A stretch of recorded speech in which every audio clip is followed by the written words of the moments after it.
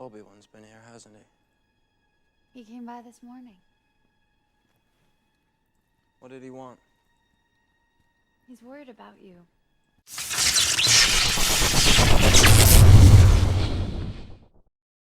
Hey everyone, I hope you're having a good day. Now, moments after Anakin was appointed to the Jedi Council to represent Chancellor Palpatine, there was a scene when Obi-Wan visits Padmé to discuss his concerns for Anakin.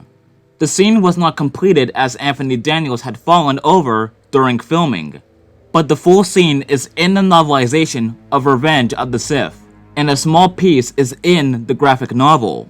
There are a few photos of the scene as well.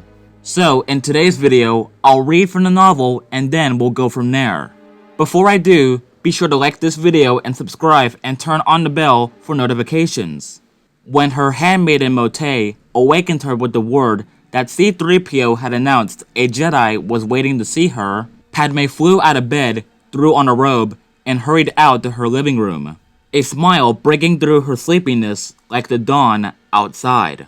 But it was Obi-Wan.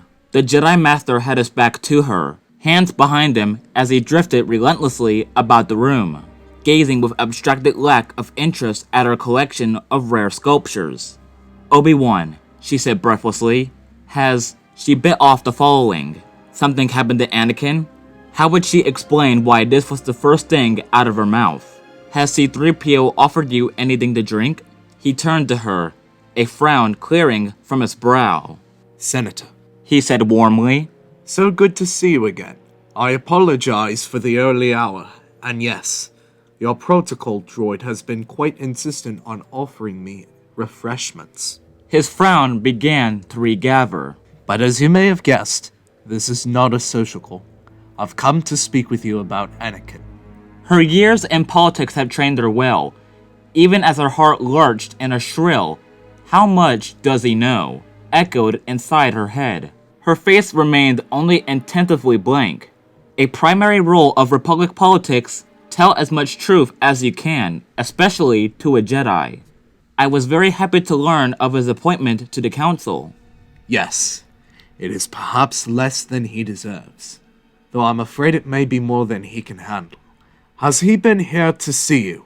"Several times," she said evenly. "Something's wrong, isn't it?" Obi-Wan tilted his head, and a hint of rueful smile showed through his beard. "You should have been a Jedi." She managed a light laugh. "And you should never go into politics.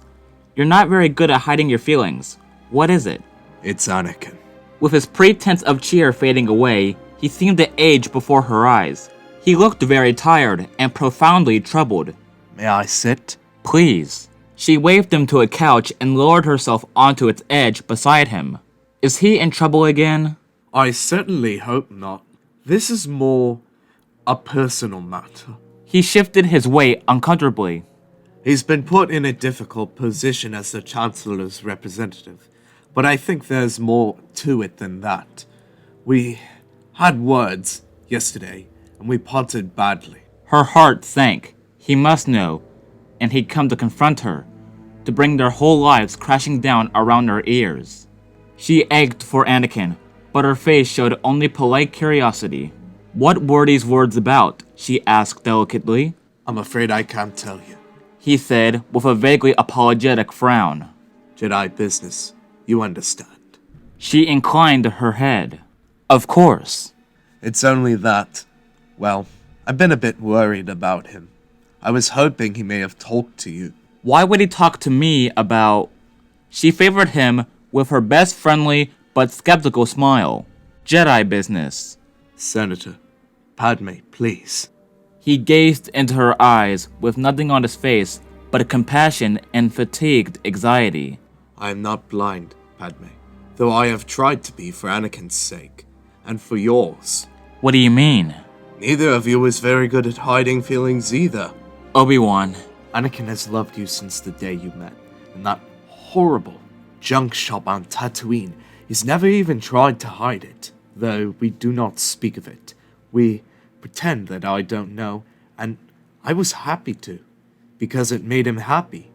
You made him happy when nothing else ever truly could." He sighed, his brows drawing together.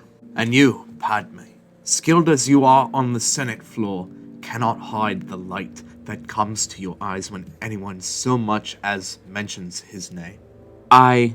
She lurched to her feet. I can't. Obi-Wan, don't make me talk about this. I don't mean to hurt you, Padmé, nor even to make you uncomfortable. I'm not here to interrogate you. I have no interest in the details of your relationship. She turned away, walking just to be moving, barely conscious of passing through the door out onto the dawn-painted veranda. Then why are you here? He followed her respectfully. Anakin is under a great deal of pressure. He carries tremendous responsibilities for a man so young. When I was his age, I still had some years to go as a Padawan. He is changing quickly, and I have some anxiety about what he is changing into, and it would be a very great mistake were he to leave the Jedi Order. She blinked as though he slapped her. Why, that seems unlikely, doesn't it? What about this prophecy the Jedi put so much faith in? Isn't he the chosen one? Very probably, but I have scanned this prophecy. It says only that a chosen one will be born and bring balance to the Force. Nowhere does it say he has to be a Jedi. She blinked harder, fighting down a surge of desperate hope that left her breathless. He doesn't have to? My master, Qui-Gon Jinn, believed it was the will of the Force that Anakin should be trained as a Jedi, and we all have a certain, I suppose you could call it a Jedi-centric bias. It is a Jedi prophecy, after all. But the will of the Force, isn't that what Jedi follow? Well, yes. But you must understand that not even the Jedi know all there is to be known about the Force. No mortal mind can. We speak of the will of the Force as someone ignorant of gravity might say. It is the will of a river to flow to the ocean. It is a metaphor that describes our ignorance. The simple truth, if any truth is ever simple, is that we do not truly know what the will of the Force may be. We can never know. It is so far beyond our limited understanding that we can only surrender to its mystery. What does this have to do with Anakin? She swallowed, but her voice stayed tight and thin. And with me? I fear that some of his current difficulty has to do with your relationship. If you only knew how much, she thought. What do you want me to do? He looked down. I cannot tell you what to do, Padmé.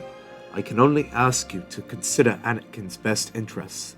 You know the two of you can never be together while he remains in the Order. Obi-Wan, I can't talk about this. Very well, but remember that the Jedi are his family. The Order gives his life structure.